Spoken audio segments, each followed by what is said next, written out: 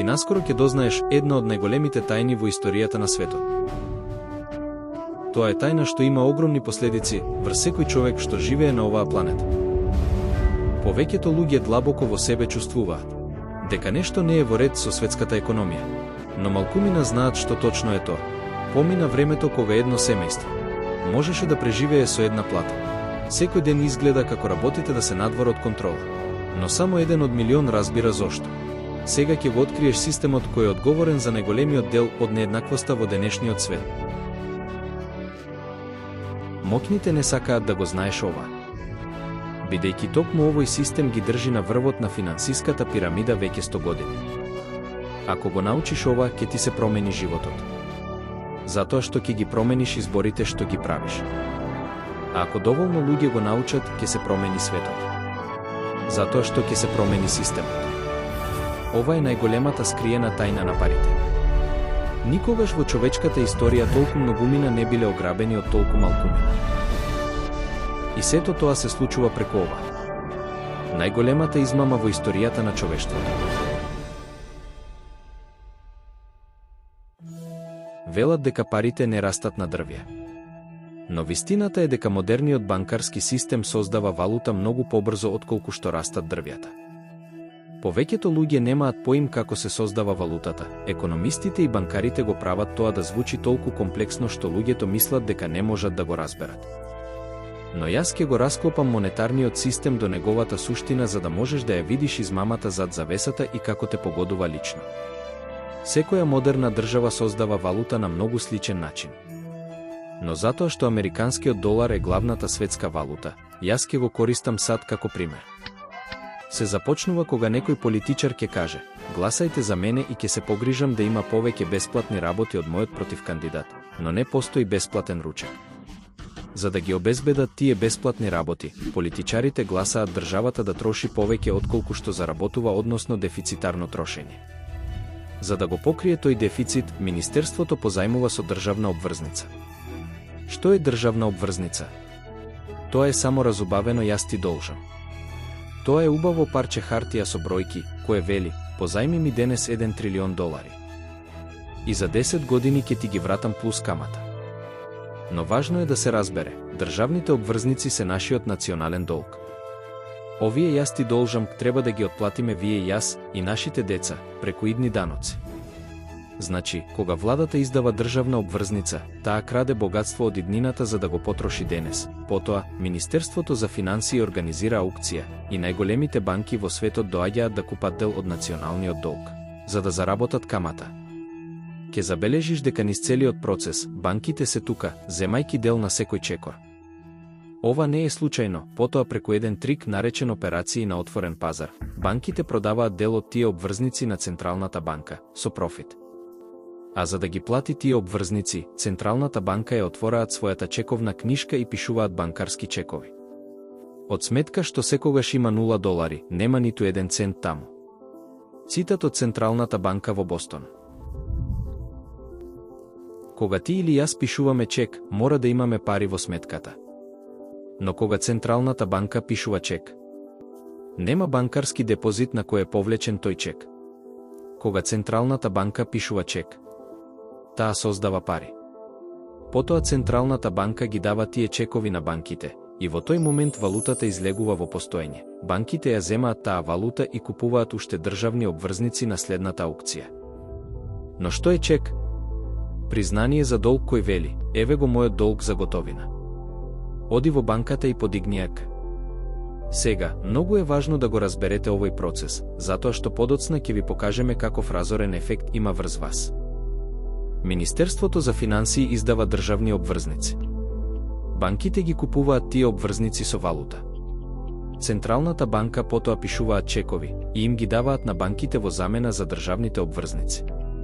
И така се создава валута. Значи, што навистина се случува е дека Централната банка и Министерството за финансии си разменуваат обврзници, користејќи ги банките како посредници, и така валутата се појавува во постоење. Овој процес се повторува, збогатувајќи ги банките и задолжувајќи го населението со зголемување на државниот долг. Крајниот резултат е натрупување на државни обврзници во Централната банка и валута во Министерството. Така настанува хартиена валута. Централната банка и владата погрешно ги нарекуваат основни пари, затоа што не ја гледале епизода 1 и не ја знаат разликата помеѓу пари и валута. Но јас правилно ќе ја нарекувам основна валута, затоа што тоа не се пари, тоа е валута и постои голема разлика. Парите мора да бидат средство за чување вредност и да ја задржуваат куповната моќ долго време. Во епизода 1 научивме дека порано хартиената валута била само потврда, представување на вистински пари со внатрешна вредност. Златото и среброто што се чувале на депозит во Министерството, можевте во која било банка да ја дадете валутата. Например, банкнота од $20 и да ја замените за вистински пари златна монета од $20. Но сега оваа основна валута што се натрупува назад е само потврда или побарување за државна обврзница.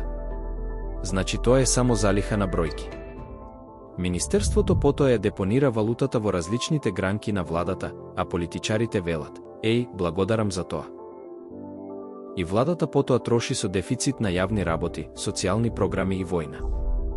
Владините службеници, изведувачи и војници потоа ја депонираат својата плата во банките. Сега, ова можеби ќе ве шокира, но кога ја депонирате вашата валута во банка, вие всушност не ја депонирате на сметка што се чува сигурно за вас, наместо тоа, вие всушност ја позајмувате вашата валута на банката. И во рамки на одредени законски граници, тие можат да прават што сакаат. Ова вклучува коцкање на берза и позајмување за профит, се разбира. Тука машината за создавање валута почнува да се загрева, затоа што тука стапува во игра фракционо банкарство со резерви.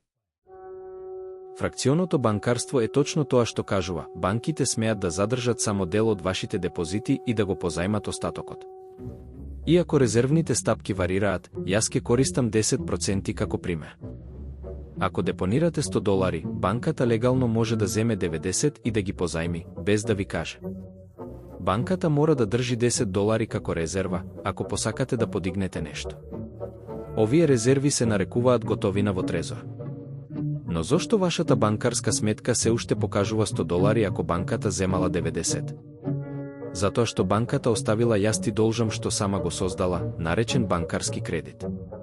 Централната банка вели: комерцијалните банки создаваат пари на сметка кога даваат заем едноставно со додавање нови депонирани долари во сметките. Во замена за јас ти должам од заемопримачот. Овие се само бројки што банките само ги впишуваат во компјутерите. И иако овие јас ти должам, бројки се многу различни од бројките на основната валута затоа што постојат само во компјутери, тие се уште се валута. Значи сега постојат $190 во оптек. Луѓето земаат заеми за да купат нешто, куќа, автомобил или нешто слично. Заемопримачот ги зема $90 што банката му ги позајми од вашиот депозит. И му плаќа на продавачот на тој производ. Потоа продавачот ја депонира валутата, а неговата банка повторно позајмува 90% и остава банкарски кредит во замена. Сега постојат $271 во оптек. Овој процес се повторува и почетен депозит од само $100 може да создаде до $1000 банкарски кредит и сето тоа покриено со $100 трезорска готовина, само 10%. Но како што реков, резервните стапки драматично варираат. На некои депозити е 10, на други 3%, а за некои форми на депозити се 0. Резултатот е дека проширувањето на валутната маса од страна на банките е далеку поголемо отколку во овој пример. Значи повторно, кога валутата се депонира во банките, банките ја позајмуваат, таа се редепонира. И повторно се позајмува, повторно депонира и повторно позајмува, одново и одново создавајки банкарски кредит. Овде настанува огромниот дел од нашата валутна понуда. Всушност, 92% до 96% од целата валута во оптек не ја создава владата, туку банкарскиот систем. Огромните количини валута што се истураат во општеството можеби на почеток звучи како забавна идеја. Се додека не се сетите на една од најважните тајни за парите дека цените на секојдневните добра и услуги делуваат како сунгер на проширувачката валутна маса. Колку повеќе валута имаме, толку повеќе растат цените. Тука се јавува инфлацијата. Вистинската дефиниција на инфлација е проширување на понудата на валута. Растечките цени се само симптом. Значи целата наша валутна маса е всушност само неколку долари создадени во оваа измама каде Министерството за финансии и Централната банка си разменуваат јас ти должам и куп бројки што банките едноставно ги внесуваат во нивните компјутери. Тоа е се. Тоа е целата наша валутна маса. Тоа е залиха од бројки, некои испечатени, повеќето впишани и ништо друго. Но, ако мислевте дека тоа е лудо, подгответе се да влезете во зона на самрак. Ние работиме за дел од таа понуда на валута. Вистинското богатство е вашето време. Но ние заменуваме моменти од нашиот живот, час по час, ден по ден, година по година, за бројки што некој ги отпечатил на парчиња хартија или само ги впишал во компјутер. Тие бројки го представуваат нашиот труд, пот, солзи, идеи и талент. Ние сме тие што ја даваме вредноста на валутата. Но еве ја на вистина суровата шега. Работиме напорно за да можеме да заштедиме нешто од таа валута, за да можеме да платиме на даночниот собирач. Тие потоа го предаваат тоа на Министерството за финансии за Министерството да го плати главниот долг плюс камата на таа обврзница што Централната банка ја купија со чек од сметка во која нема ништо. Ајде да направиме резиме на овој дел, затоа што тука системот почнува масовно да не ограбува тебе и мене. Голем дел од нашите даноци не се користат за училишта, патишта и јавни услуги, туку за плаќање на камата на обврзници што федералните резерви ги купија со чек од сметка во која нема ништо. Федералните резерви вршат измама. Но еве една од најголемите тајни. Пред создавањето на федералните резерви, немало потреба од персонален данок на доход. Федералните резерви биле создадени во 1913 година и истата таа година уставот бил изменет за да дозволи данок на доход. Дали мислите дека ова е само случајност? Запрашајте се колку данок на доход сте платиле во вашиот живот. Голем дел од него тивко бил извлечен во рацете на оние што го поседуваат системот. Да, овој систем има сопственици, кои се тие уште поголема тајна, која ќе ја разгледаме наскоро. Но најпрво да го разбереме долговниот плафон. Сето тоа се заснова на огромен парадокс. Имаше камата што требаше да се плати на таа обврзница и камата на секој од оние заеми што ги направија банките. Тоа значи дека има камата што треба да се плати на секој долар во постоење.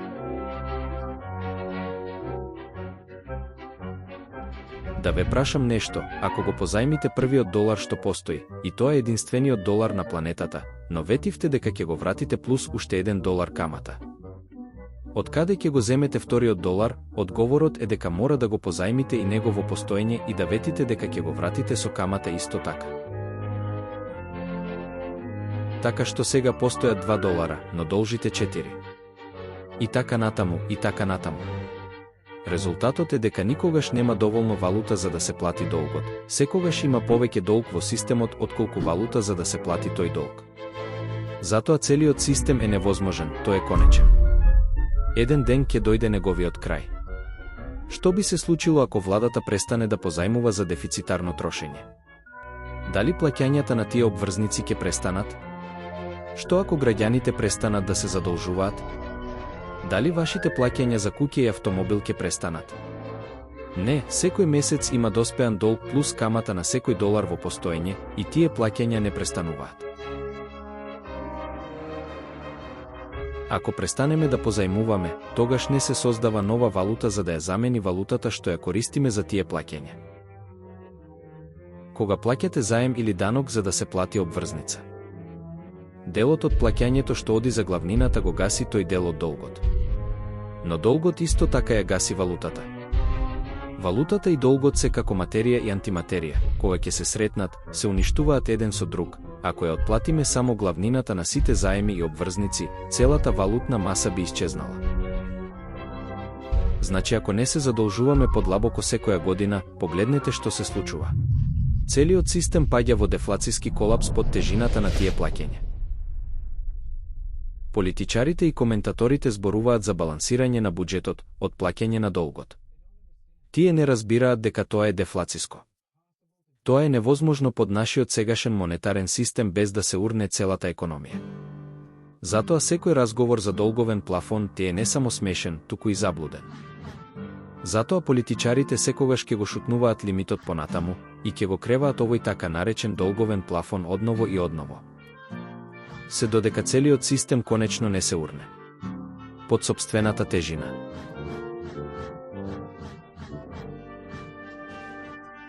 Со други зборови, тие не сакаат да се урне додека се на власт. Основачите на САД ги знаеле опасностите од централното банкарство и се бореле да се ослободат од токму ова. Револуционерната војна започнала како бунт против данок. А сега мора да плаќаме данок само за да имаме монетарен систем. Откако ја доживеале хиперинфлацијата на континенталниот долар кој бил испечатен до безвредност за финансирање на војна, тие разбирале опасноста од фиат валута и долговни системи. За да ги заштитат идните генерации од институционална кражба и влада надвор од контрола, тие во уставот напишале дека само златото и среброто можат да бидат пари, поради тоа што не можеш да ги испечатиш. Нашиот сегашен систем не само што е неуставен, туку ни ја краде слободата и просперитетот за кои нашите предци се бореле и умирале. Сите ние ги чувствуваме последиците од игнорирањето на уставот денес. Со создавање на се повеќе валута во оптек, нашата куповна моќ се разредува. Инфлацијата е бавен и подмолен скриен данок кој е едноставно резултат на овој монетарен систем базиран на долг. Овој систем ги прави моќни и ги наградува оние што ја создаваат валутата и ја добиваат први, затоа што тие можат да ја потрошат пред да влијае врз економијата. Тие ви крадат куповна моќ и ја префрлуваат кај банките и владата секој ден. Поради овој лажен монетарен систем. И не е како луѓето на врвот да не го знаат ова, цитирајќи ги федералните резерви, намалувањето на куповната моќ што ја трпат сопствениците на пари поради инфлација создава добивка за издавачите на парите. Ова е измама. Ова е пирамидална шема. Ова е понзи шема, ова е лага. Целиот наш монетарен систем е само форма на легализирана кражба. Но еве ја најголемата измама. Федералните резерви не се федерални. Тие имаат акционери. Федерална агенција нема акционери. Што е акционер? Акцијата представува процент на сопственост во корпорација, значи акционерите се сопственици на таа корпорација. Затоа федералните резерви се приватна корпорација со сопственици. И можете сами тоа да го видите на веб-страната на федералните резерви, каде што ќе пишува. Акционерите добиваат годишна дивиденда од 6%. Знаеме дека акциите на федералните резерви првично им биле издадени на најголемите банки во САД. Но поради спојување и аквизиции низ годините, невозможно е да се проследи кој денес ги поседува акциите, тоа е строго чувана тајна. Моја претпоставка е дека сопствениците се токму примарните дилери, односно банките што остваруваат профит продавајќи дел од нашиот национален долг, тие обврзници на федералните резерви кои ги купуваат со чек од ништо. Потоа ние плаќаме данок за да ја платиме главнината и каматата на тие обврзници за федералните резерви да им исплатат 6% дивиденда на банките. Не се вознемирувајте ако не ја сватите измамата на овој систем од прва. Многу малку луѓе ја сваќаат. Тој е намерно сложен, економистот Кейнс напишал. На овој начин, владата може тајно и незабележано да го конфискува богатството на народот и ниту еден човек од милион нема да ја открие кражбата. Верувам дека, ако е правилно објаснет, секој може да го разбере овој систем, без оглед колку е сложен. Значи, ајде да направиме повторно резиме и уште повеќе да го разложиме. Начинот на кој функционира системот е следниот. Чекор 1. Владата создава обврзници, јас ти должам. Овие државни обврзници го зголемуваат нашиот национален долг и ја ставаат јавноста во обврска да го отплати. Чекор 2. Обврзницата се разменува за да се создаде валута. Министерството за финансии ги продава државните обврзници на банките. Банките потоа го продаваат нашиот национален долг на Централната банка. Централната банка пишува чек од сметка во кој нема ни цент и ги купуваат овие јас ти должам со јас ти должам што тие самите ги пишуваат, чекови од сметка со 0 состојба. Потоа им ги даваат тие чекови на банките и валута едноставно се појавува во постоење и целиот процес се повторува. Ова резултира со натрупување на обврзници во Централната банка и валута во Министерството за финансии, што е само залиха на бројки. Министерството потоа ги депонира бројките во различните гранки на владата и преминуваме на чекор 3 владата ги троши бројките на ветувања, јавни работи, социјални програми и војна. Потоа ние работиме за некои од тие бројки, потоа владините службеници, изведувачите и војниците ги депонираат своите плати во банките, чекор 4 банките ги множат бројките магично создавајќи уште повеќе задолжувања преку фракционо резервно кредитирање, каде што тие крадат дел од секој депозит и го позајмуваат. Таа валута повторно се депонира и потоа дел повторно се краде, и процесот се повторува одново и одново, експоненцијално зголемувајќи ја понудата на валута. Чекор 5. Нашите бројки се оданочуваат, плаќаме данок на управата за јавни приходи, кој потоа ги предава на Министерството за финансии. За Министерството за да може да ја плати главнината плюс каматата на државните обврзници што беа купени од Централната банка со чек од ништо. Чекор 6. Плафон на долгот.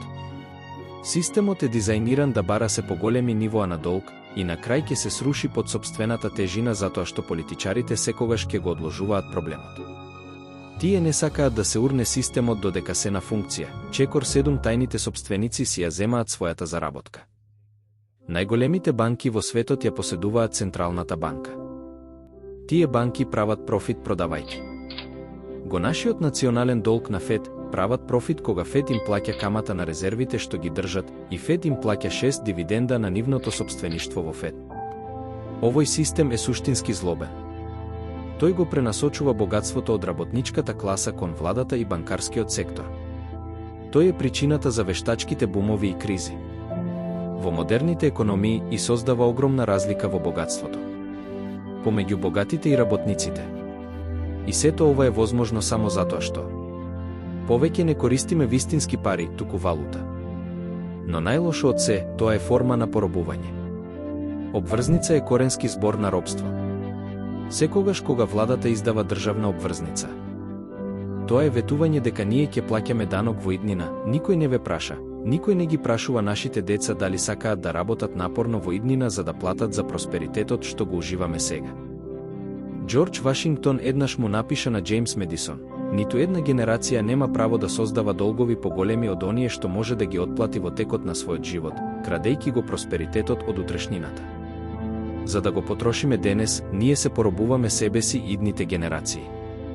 Сето ова звучи прилично лошо, но има надеж, затоа што вие сте најголемата закана за овој лажен монетарен систем. Овој систем се потпира на јавноста да нема знаење за тоа како функционира. Ве молам, споделете го ова знаење со сите што ги познавате, затоа што информирана јавност што го разбира системот може да изгради подобра иднина за следните генерации. А сега ве оставам со овој цитат, напишан од поранешен директор на Банката на Англија. Современиот банкарски систем создава пари од ништо. Процесот е можеби највпечатливиот трик што е измислен. Банкарството е зачнато во нееднаквост и родено во грев. Банкарите ја поседуваат земјата. Одземете им ја, но оставете им ја моќта да создаваат пари и да контролираат кредит, и со еден потек на пенкало тие ќе создадат доволно пари за повторно да ја купат. Но ако сакате да продолжите како робови на банкарите и да ја плаќате цената на сопственото робство, дозволете им да продолжат да создаваат пари и да контролираат кредит. Ова се федералните резерви во Вашингтон, деки тие се наоѓаат на улицата Устав, и тоа голема шега како што е шега тоа што Њујоршкиот ФЕД е на улицата Слобода. И двете се неуставни, и двете ја ограничуваат нашата слобода, и тие ја пренесуваат нашата благосостојба секоја секунда од секој ден кон федералните резерви, кон владата и кон банкарскиот сектор. Вие сега сте меѓу едниот од милион што може да го открие ограбувањето на сопствениот просперитет. Значи, што можете да направите? Прво, гледајте го ова видео се додека го разберете. И можете да го опишете и да ги подучувате другите. Тие што го разбираат овој систем можат да се подготват за неговиот неизбежен колапс и да се заштитат. Историјата покажува дека тие што не ќе го прават тоа најчесто се уништени. Второ, споделете го видеото со сите. Особено со тие што ви значат. Доволни се еден или два клика за да ја пренесете оваа порака до милиони. Објавете го на Facebook, твитајте го, пратете го по епошта. Ве молам, споделувајте го каде и да можете. Трето, придружете се во разговорот. Сегашниот светски монетарен систем се базира на дизајн стар 300 години создаден да збогати малкумина на сметка на многумина. На Hidden Secrets of Money создадовме отворена платформа за дизајн и развој на нов светски монетарен систем. Ги повикуваме сите економисти, студенти, коледжи, сите блескави умови и секој што се грижи да се приклучи на дискусијата. Со едукација на нас самите и едни со други можеме да го спречиме понатамошното губење на нашите слободи и можеби, само можеби да вратиме некој од нив. Преведено од Македонија 5.0 веб страница 1para.org.